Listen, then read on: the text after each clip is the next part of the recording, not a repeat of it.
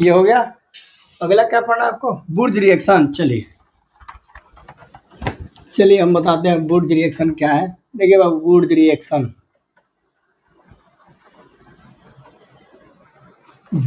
तो बुर्ज रिएक्शन में देखिए होता क्या है। ये आपका मान के चलिए जैसे इथेन है, तो इसको एक्टिव करिए HMuCl2 के साथ, ठीक है। तो जब एक्टिव करिएगा तो ये आपका निकलेगा CH3CH2Cl, ये हो गया ना। तो ये हो गया आपका एक्टिव। अब ये अभिक्रिया करेगा, तो इसको जब इसकी अभिक्रिया जब सोडियम या ईथर की उपस्थिति में जब कराइएगा बाबू, सोडियम के साथ ईथर की उपस्थिति में कराइएगा, तो ये आपको बना कर दे देगा, क्या करता है, CH3 आपको बना कर दे देगा ब्यूटेन। यहाँ पे क्या था, इथेन, क्या बनाया, ब्यूटेन। तो इसका मतलब हम कहने के लिए हम कह सकते हैं कि जो बुर्ज रिएक्शन जो है, सोडियम ईथर की उपस्थिति में जो बुर्ज रिएक्शन होता है, वो करता क्या है, कार्बन के चैन को इंक्रीज कर देता है, इंक्रीज ऑफ 2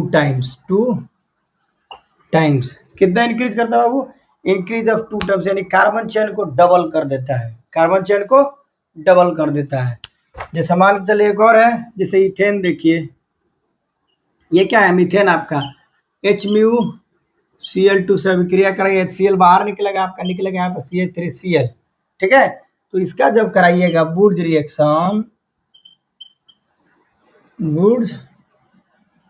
रिएक्शन किसके साथ, सोडियम और ईथर की उपस्थिति में बाबू, तो ये आपका मेथ से एथ बना देगा, यानी कि आपको क्या बना के देगा, CH3 और क्या था,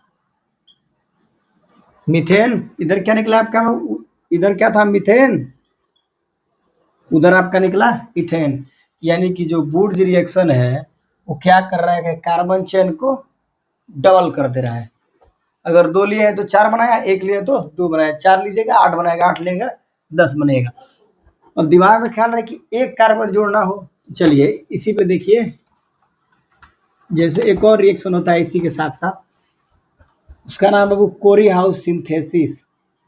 कोरी हाउस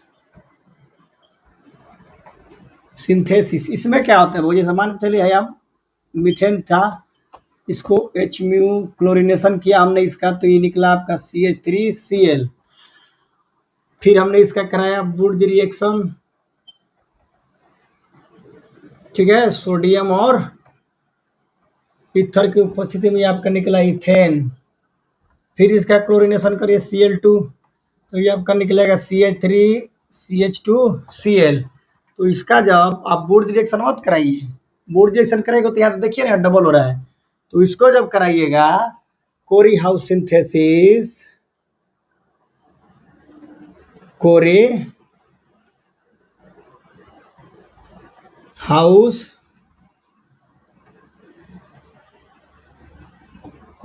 सिंथेसिस जब कराइएगा बाबू, क्यूप्रस आयोडाइड और लिथियम आयोडाइड की उपस्थिति में, तो ये क्या करता है, हेलो एल्केन से हेलो एल्केन को जोड़ता है, CH3Cl यहाँ पर ले लीजिए, CH3Cl तो यहाँ क्या है, CH2Cl2 है ना, तो ये आपको बना कर देगा CH3CH2CH3, HCl बाहर, Cl2 बाहर निकल जाएगा, एक Cl, ठीक है, Cl बाहर निकला।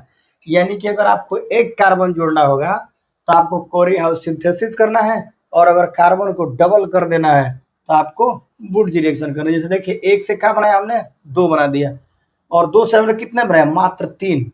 ये आपका इथेन, ये आपका मीथेन, ये आपका प्रोपेन।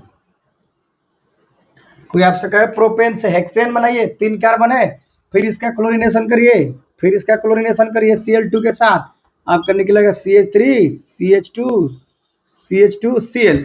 अब इसका फिर से बुर्ज रिएक्शन कर दीजिए, सोडियम और ईथर की उपस्थिति में कराइए इसका बुर्ज रिएक्शन। तो जब इसका बुर्ज रिएक्शन कराइएगा तो 6 बना के देगा, CH3CH2CH2CH2CH3, 1 2 3 4 5 6, इसका नाम हो गया बाबू हेक्सेन। ठीक है, तो ये वुड्स रिएक्शन और कोरी हाउस सिंथेसिस।